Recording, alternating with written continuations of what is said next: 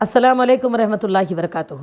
تو دیکھیے، سب سے پہلا حج کی جو قسمیں میں آپ کو مکمل بتاتی ہوں۔ پہلے حج کی 3 اقسام ہوتے ہیں، 3 قسمیں۔ ایک حج افراد، دوسرا حج قران، تیسرا حج تمتع۔ سمجھ گئے؟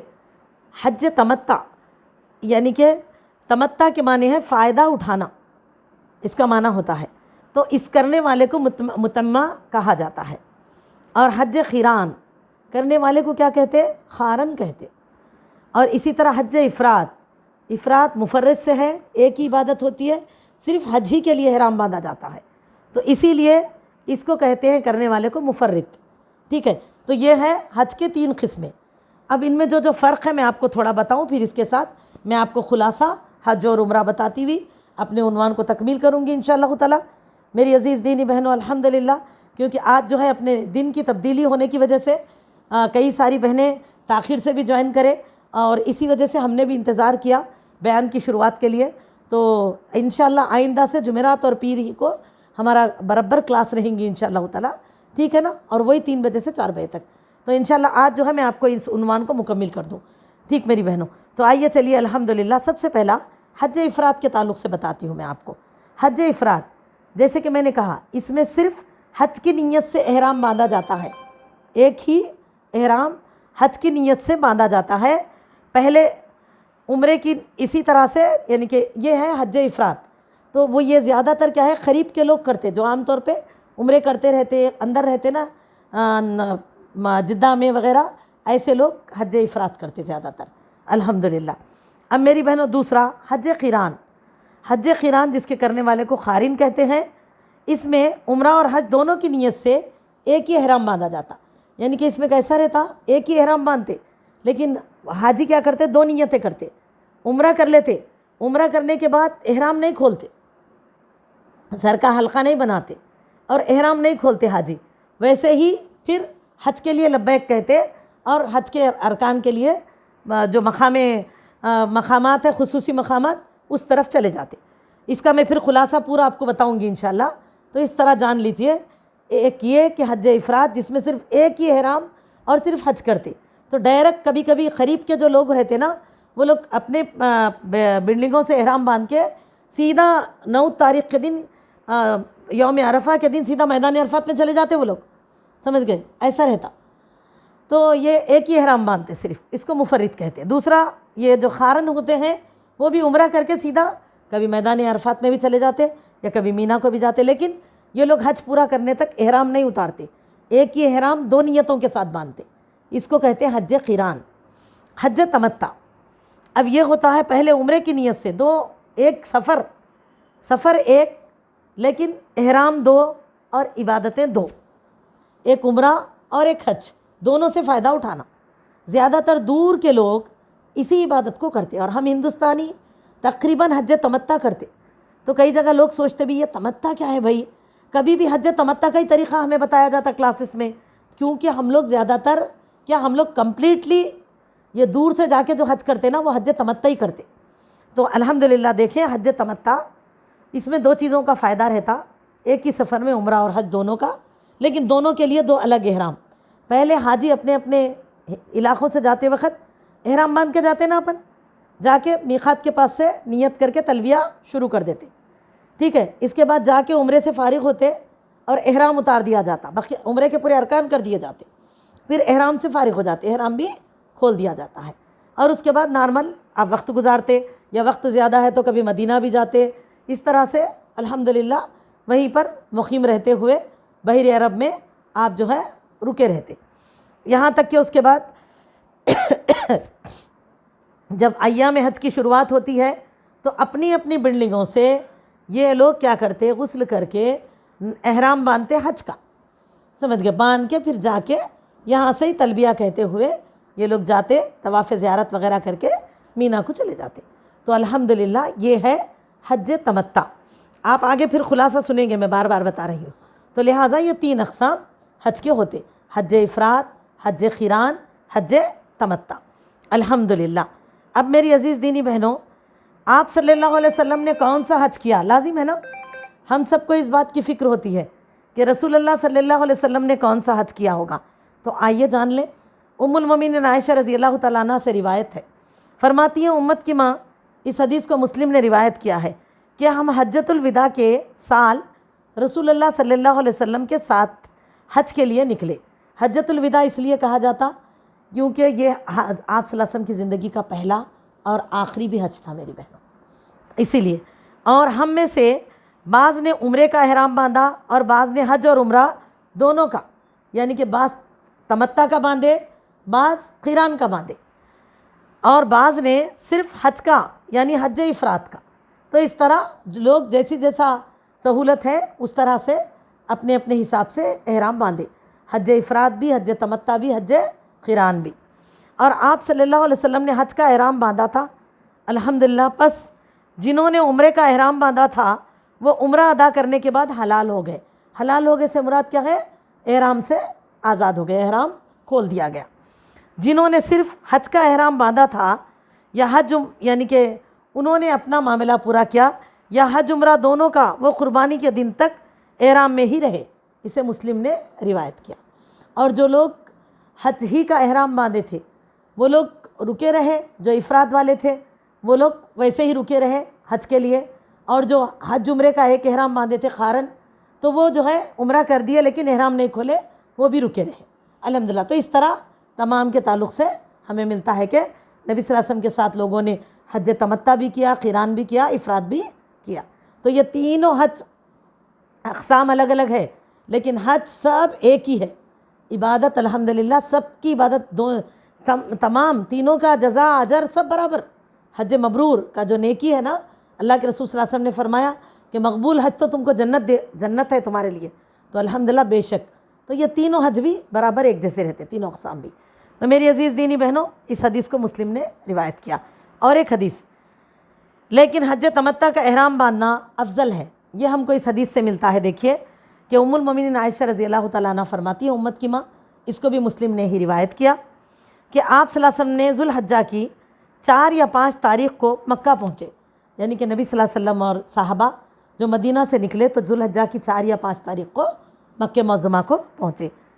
اور آپ امت کی ماں فرماتی ہے کہ اور رسول اللہ صلی اللہ علیہ وسلم ایک یعنی کہ آپ امت کی ماں کے پاس آئے تو دیکھا کہ آپ تھوڑا سا غصے کی حالت میں ہیں، تو آپ فرماتی ہے میرے پاس تشریف لائے تو میں نے عرض کیا یا رسول اللہ صلی اللہ علیہ وسلم، اللہ تعالیٰ اس کو آگ میں ڈالے جس نے آپ صلی اللہ علیہ وسلم کو غصہ دلایا۔ امت کی ماں نے جب یہ دیکھا تو آپ صلی اللہ علیہ وسلم کو فرمایا کہ اللہ کے رسول صلی اللہ علیہ وسلم بول کے الفاظ بولے کہ وہ اس کو اللہ آگ میں ڈال دے جس نے آپ کو یہ غصہ دلایا ہے۔ لیکن آپ نے پوچھا کہ اللہ کے رسول صلی اللہ علیہ وسلم وجہ کیا ہے، کیوں آپ اس طرح ناراض نظر آ رہے ہیں؟ میری بہنوں، اللہ کے نبی صلی اللہ علیہ وسلم نے فرمایا، عائشہ تمہیں علم نہیں کہ میں نے لوگوں کو ایک بات کا حکم دیا ہے اور وہ اس کی تعمیل میں تردد کر رہے ہیں۔ یعنی کہ آپ صلی اللہ علیہ وسلم نے تب فرمایا کہ میں نے یعنی کہ جو لوگ تھے حاجی لوگ آئے تھے ان کو جس بات کا حکم دیا وہ لوگ اس کے کرنے میں آگے پیچھے ہو رہے ہیں۔ اور پھر آپ صلی اللہ علیہ وسلم نے فرمایا اگر میں پہلے سے وہ بات جانتا جو مجھے بعد میں معلوم ہوئی تو قربانی کا جانور مدینے سے ساتھ نہ لاتا۔ آپ صلی اللہ علیہ وسلم فرماتے قربانی کا جانور میں آتے وقت مدینے سے ہی نہ لاتا اور میں مکہ سے یعنی آنے کے بعد مکہ میں خرید لیتا۔ پھر جس طرح لوگوں نے عمرہ کیا، عمرہ کر کے تمتع کے لیے احرام کھولا، اسی طرح میں بھی کھول دیتا۔ اس سے مسلم نے روایت کیا۔ تو اس سے کیا پتہ چلا اللہ کے رسول صلی اللہ علیہ وسلم کیا فرما رہے ہیں کہ اگر میں یعنی کہ مدینے سے میں نے جانور لے لیا اور میں نے نیت کر لی تھی حج قران، آپ صلی اللہ علیہ وسلم نے حج قران فرمایا، تو آپ صلی اللہ علیہ وسلم کیا ہے عمرہ کر کے فارغ نہیں ہوئے احرام سے، لیکن جو لوگ جانور ساتھ لے کر نہیں آئے تھے ان سے کہا کہ تم لوگ اپنے اپنے احرام کھول دو۔ تو کچھ تو ایسا بھی تھا، حدیث میں ملتا ہے کہ میاں بیوی بھی ہے تو میاں نے حج تمتع کیا تو بیوی نے قران کیا، یا بیوی نے حج تمتع کیا تو میاں نے قران کیا۔ جیسے کہ اسماء بنت ابوبکر صدیق رضی اللہ تعالیٰ عنہ فرماتی ہے کہ میں نے احرام کھول دیا اس لیے کیونکہ میں نے وہاں سے جانور نہیں لایا تھا، لیکن میرے شوہر زبیر رضی اللہ تعالیٰ عنہ جو تھے انہوں نے اپنا احرام باندھے رکھا کیونکہ انہوں نے وہیں سے اپنا قربانی کا جانور لا لیا، یعنی کہ وہیں سے نیت کی انہوں نے شروعات کر لی تھی۔ تو اللہ کے رسول صلی اللہ علیہ وسلم میری بہنوں اس طرح حج تمتع کو پسند فرمائے اور اسی لیے حج تمتع کرنے کو بہترین افضل قرار دیا گیا ہے ماشاءاللہ۔ تو الحمدللہ خوش نصیبی سے ہم ہندوستانی اکثر حج تمتع ہی کرتے ہیں الحمدللہ۔ اب ہم دیکھتے ہیں ارکان بھی، یعنی کہ فرائض اور ارکان، اس کے جو حج کے فرائض اور ارکان ہوتے ہیں اس کو دیکھیں گے انشاءاللہ تعالیٰ۔ اس کو فرائض اور ارکان ایک ہی کو کہتے۔ فرائض یعنی کہ وہ خاص اعمال جس کا کرنا بہت ضروری ہے، جس کے کرے بغیر حج نہیں ہوتا، سمجھ گئے؟ اسی طرح اسی کو ارکان بھی بولتے، رکن، فرض کو رکن بھی کہتے۔ تو سب سے پہلے فرائض دیکھیں گے، پھر واجبات دیکھیں گے، اور پھر سنتیں، ٹھیک ہے؟ چلیے دیکھیے، حج کے فرائض جو ہوتے ہیں وہ 4 ہوتے ہیں۔ پہلا احرام، دوسرا وقوف عرفہ، تیسرا طواف زیارت، چوتھا سعی۔ یہ 4 فرائض ہوتے۔ اگر ان میں سے کوئی ایک رکن یعنی ایک فرض بھی ادا نہ ہو تو حج نہیں ہوتا، یہ ضروری ہے، ان کو فرائض کہتے ہیں۔ اب ہم دیکھتے ہیں واجبات۔ حج کے واجبات 7 ہوتے ہیں۔ پہلا میقات سے احرام باندھنا، ٹھیک ہے؟ دوسرا مغرب تک عرفات میں وقوف کرنا، تیسرا سورج طلوع ہونے سے تھوڑا پہلے تک رات مزدلفہ میں گزارنا، چوتھا ایام تشریق کی راتیں مینا میں گزارنا، پانچواں جمرات کو کنکریاں مارنا، چھٹا جمرہ عقبہ کی رمی کے بعد سر کا حلقہ بنانا، یعنی کہ سر مڑوا سکتے۔ جمرہ عقبہ بولتے پہلا، عام طور پہ لوگ جمرات نہیں بولتے، شیطان بولتے، ایسا سمجھتے کہ صحیح میں شیطان کو مار رہے ہیں کیا انہوں، اور ایسا دوڑ کے مارتے ہیں، اب ان کو ایسا دکھ رہا کہ ان کو روک دے رہا۔ اصل میری بہنوں، معاذ اللہ الفاظ کی زیادتی کو اللہ معاف کرے، لیکن ہم جب حج کو جائیں اور یہ ارکان کریں تو سوچو اس وقت کو یاد کرو جب ابراہیم علیہ السلام کو اس رکاوٹ کا معاملہ پیش آیا تھا شیطان کی طرف سے، جو ہمیں ملتا ہے روایتوں میں، تو آپ نے کیا کیا تھا؟ اس پر کنکریاں مار دی تھی اور آپ آگے بڑھے۔ تو اب یہ سوچو اتنے ہی عظیم ترین کام کرنے جا رہے ہیں، بیٹے کو قربان کر دینے جا رہے ہیں، اور شیطان نے روکا تو اس کو دھتکار کر آگے بڑھ گئے۔ اس چیز کو سیکھو، بس اس کے ساتھ ساتھ اس رکن کو پورا کرو۔ یہ حج کے رکن میں سے ایک ہے، یعنی کہ واجبات میں سے بتایا گیا۔ تو لوگ تو کنکریاں کیا پتھرے بھی مار دیتے، کئی جگہ تو آپ دیکھو چپلاں بھی مارتے رہتے، استغفر اللہ۔ کئی بار تو ایسے بھی ویڈیو کلپس آتے ہیں دیکھنے میں کہ لوگ نہیں مارتے برا بھلا بھی بولتے رہتے اس کو، ایسا دیکھتے کہ پورا غصہ اس کے اوپر اتار کے آئیں گے۔ حقیقت کیا ہے؟ اس سے ہم کو سبق سیکھنا ہے۔ سنت پوری کرو کنکریاں مار کے، آپ ہے نا، کیوں غصہ اس پہ نکال رہے؟ حقیقت اس سے سیکھو کہ خلیل اللہ ابراہیم علیہ السلام کو اگر اس نے بھٹکایا، اللہ کے اتنے محبوب ترین قریب رہنے والے بندے کو، تو ہم آپ کون سی کھیت کی مولی ہے؟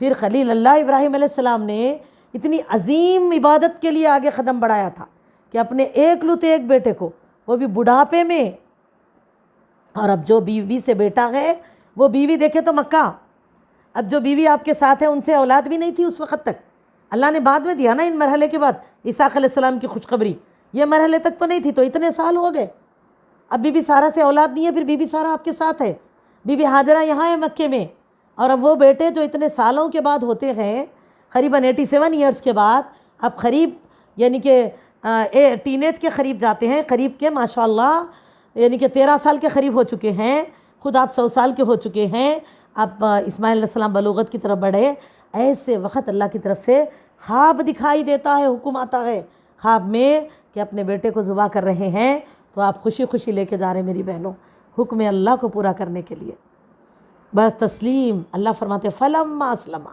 دونوں راضی ہو گئے اس عبادت کے لیے، کسی نے کوئی تردد نہ کیا، پس و پیش نہ کیا۔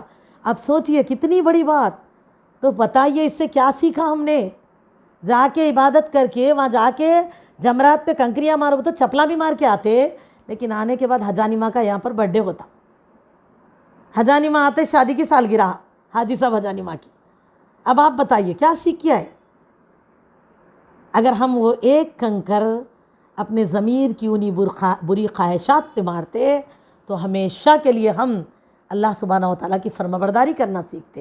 اصل اس میں سبق ہے، اسی لیے اس سنت کو پورا کرو، کنکری کو مار کر، ضروری نہیں ہے اس طرح مارنا، چپلا مار کے وہ کر کے، اب کوئی جیت کے نہیں آ رہے، حقیقت اب اس میں جو سبق ہے اس کو اپنے زندگی کے لیے لے لو۔ ان مقامات پہ اللہ نے ایسے ہی نہیں فرمایا کہ ان اول بیت ووضع للناس ببکۃ مبارک وہدی للعالمین، بے شک سب سے پہلا گھر جو اللہ کی عبادت کے لیے بنا ہے وہی ہے جو مکہ میں ہے، جو شہر بکہ میں ہے۔ بکہ کے معنی پاک کرنے والا، گناہوں کو خاک کرنے والا، اور اللہ فرماتے ہیں وہ بابرکت ہے لیکن اور ہدایت ہے آنے والوں کے لیے۔ تو وہ چیزوں کو اگر ہم سیکھ لیں تو ہمارا حج کامیاب سمجھو میری بہنوں۔ یہ ہے لا کے ایسا کرنا، آ کے بولتے بھی آپ کو معلوم نہیں ہے، میں کنکریاں مارے وقت کنکریاں بسنے ہوئے تو کیا کی مار دے، کیا ہاتھ میں کے تھیلیاں، پانی کے بوٹلاں، فلاں فلاں فلاں، تو یہ کوئی صحیح چیز تھوڑا ہی نہ ہے۔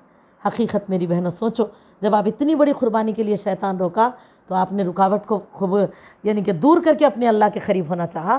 تو ہم لوگ کیا بولتے، روز صبح میں فجر کو گول کر کے سونے والے بولتے اٹھنا ہی چاہ رہی تھی جی، شیطان سلایا کرتے، تو کب تک ایسے شیطان کے ورغلانے میں آتے رہتے؟ کیا جواب دیں، کیا سیکھ رہے ہیں پھر ان تمام چیزوں سے؟ حج کو جا کے آ گئے، وہاں جا کے کنکریاں، چپلاں، ٹھیکریاں سب مار کے آئے، آنے کے بعد جیسے کہ ویسے گناہوں میں، آنے کے بعد ڈھول تاشے بینڈ باجے کی شادی، آنے کے بعد ٹی وی کے پورے سیریلوں کے دیوانے۔ بتائیے کیا فائدہ؟ خالی نمبر پلیٹ پہ حجانیمہ آ گیا یا حاجی صاحب آ گیا، اور زندگی رہیں گی تو شادی کے رقعے پہ بھی آپ کو انوائٹ کریں گے تو حجانیمہ بول کے بلانا، مر جائیں گے تو نمبر پلیٹ کا جنازے کا بھی الحاج بول کے رہیں گا، بس کیا اس کے لیے کی عبادت؟ یہ نہیں نا۔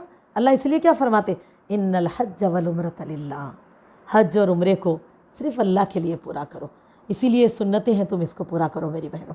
تو لہٰذا جمرات پر کنکریاں مارنا یہ بھی آپ کو ارکان میں سے آتا ہے۔ جمر عقبہ کی رمی کے بعد سر کا حلقہ بنا رہے ہیں، تو جمرات پہ جو 3 دن تک کنکریاں ماری جاتی ہے ان میں سے اس کو رمی جمرات بولتے، رمی کرنا، کنکریاں مارنا۔ تو اس میں پہلے دن جمر عقبہ پہ مارتے 10 تاریخ کے دن، یہاں ہندوستان کے حساب سے ہمارا جو عید کا دن ہوتا نا، وہ لوگ کے جمرات کی کنکریوں کی شروعات ہوتی ہے رمی جمار کی، تو اس اب جمر عقبہ کی کنکری کے بعد حلقے بنانے کی اجازت شروع ہو جاتی۔ اب جو بھی چاہے تو اپنا جا کے خانہ کعبہ کے پاس باقی کے ارکان پورے کر کے اپنا احرام اتار کے حلقہ وغیرہ بنا کے نارمل کپڑے پہن کے مینا میں رہنا، لیکن ابھی ہے وقت آپ کو پھر جمر اولا، جمر ثانی، یہ سب کے بھی کنکریاں مارنا ہے، رمی جمار کرنا ہے۔ تو لہٰذا وہ ارکان پورے کرتے ہوئے زیادہ سے زیادہ 13، انتہائی وقت میں 12 ذی الحجہ کی اثر تک اگر کوئی مجبوری ہے تو نکلنا ہے تو، ورنہ تو 13 تک آپ کو مینا میں گزارنا رہتا۔ الحمدللہ آگے پورے خلاصے میں آپ لوگ جانیں گے انشاءاللہ تعالیٰ۔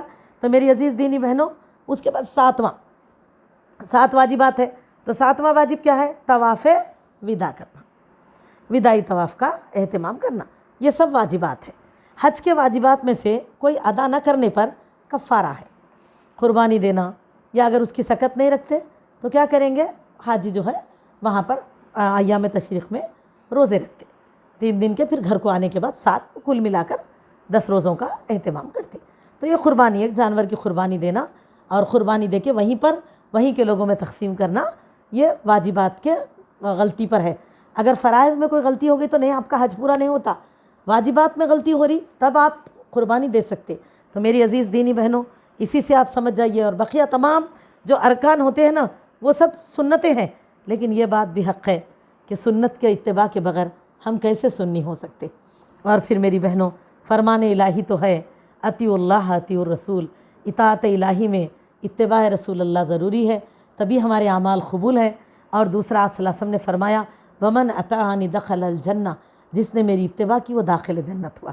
تو میں میری بات کو تکمیل کروں اس سے پہلے یہ ضرور بتانا چاہوں گی میری بہنوں، اب آپ سوچئے ہم لوگ بغیر کلاسز کے جا رہے ہیں، بولتے خوش ہو گئے، قرآن میں نام آ گیا اس سال، میں بھی جا رہی ہوں، خوش ہے، دوڑے چلے گئے، ہے نا، اب جا رہے ہیں، بولتے پورا خاندان اتنا خوش ہو گیا اور سب نے دعوتوں میں بلانا شروع کر دیا۔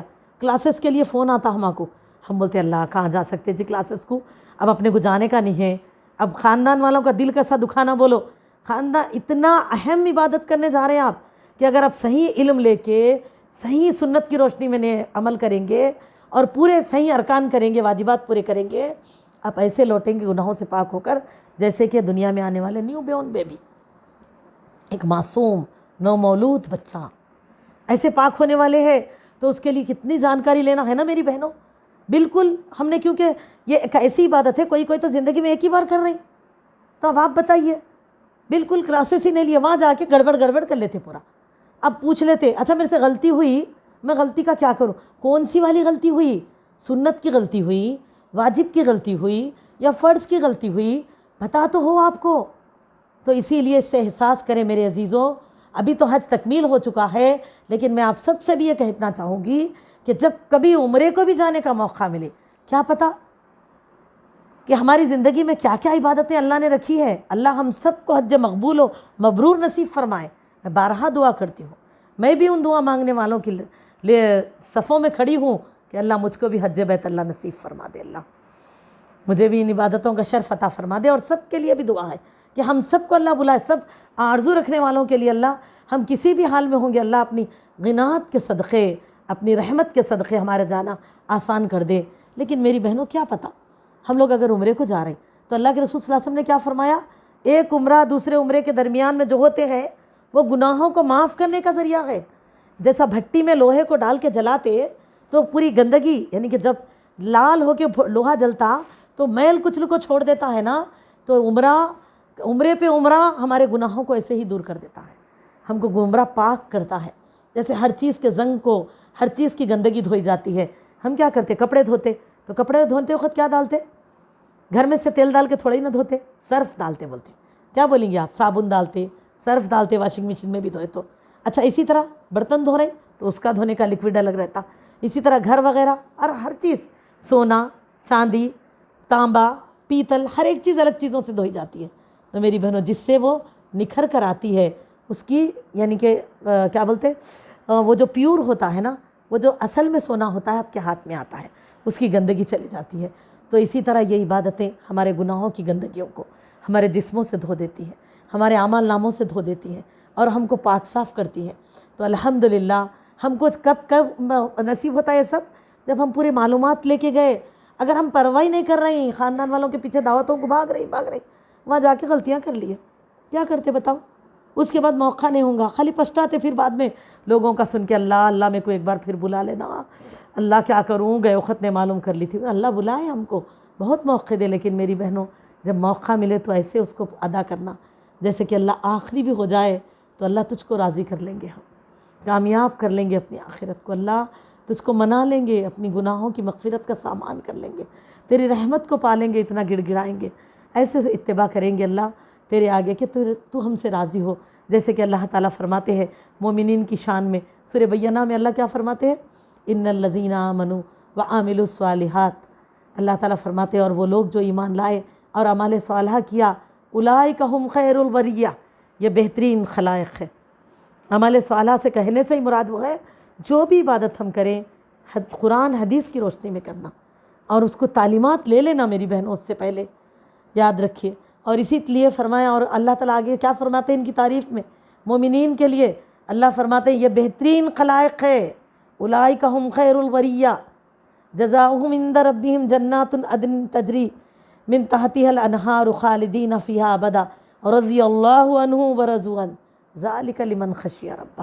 سبحان اللہ، اللہ کیا فرماتے ہیں کہ ان کے لیے جنتیں ہیں ایسی جس کے نیچے نہریں بہتی ہے، اور یہ اس میں ہمیشہ رہیں گے، اور یہ ان کے لیے، یہ اللہ سے راضی ہے ہوئے کہ اللہ ان سے راضی ہو گیا۔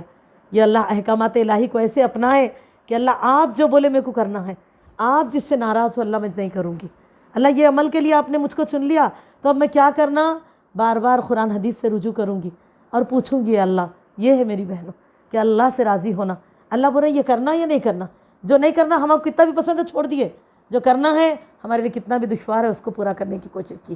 تو فرمایا یہ وہ ہے جو اللہ سے اس سے راضی ہوئے کہ اللہ ان سے راضی ہو گئے، یہ ہے ذالک لمن خشی ربہ، اللہ سے صحیح میں ڈرنے والے، جیسے کہ رسول اللہ صلی اللہ علیہ وسلم کے صحابہ، صحابیات، سلف صالحین۔ اللہ سے دعا ہے ہم کو بھی اللہ ان میں شامل فرمائے۔ تو میری بہنوں آج کا ہمارا وقت مکمل ہوا، ہم ایسے کریں گے انشاءاللہ تعالیٰ اپنے عنوان کو تکمیل کرتے ہوئے انشاءاللہ اس میں پورا خلاصہ، یعنی کہ عمرہ مختصر حدیث اور قرآن کی روشنی میں عمرے کے کیا کیا ارکان رہتے شروعات سے انتہا تک، اور اسی طرح حج افراد، حج قران، حج تمتع آنے والے پیر کو انشاءاللہ جان لیں گے۔ السلام